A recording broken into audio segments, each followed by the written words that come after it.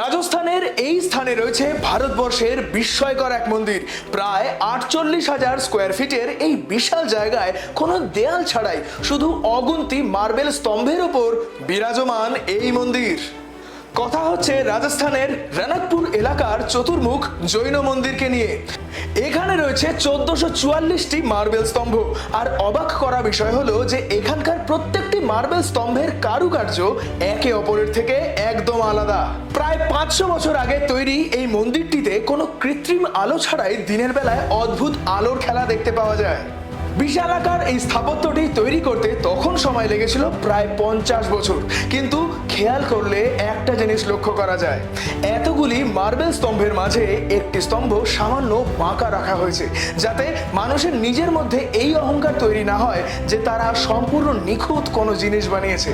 ভারতবর্ষের এই স্থাপত্য শৈলী কি তাজমহলের চেয়ে কম কিছু? এই ব্যাপারে আপনার কি মতামত? কমেন্ট করে অবশ্যই জানান। আর এমনই সমস্ত ঐতিহাসিক ভিডিওস দেখতে সাবস্ক্রাইব করুন অপটিক্স মিডিয়া ইউটিউব চ্যানেলকে।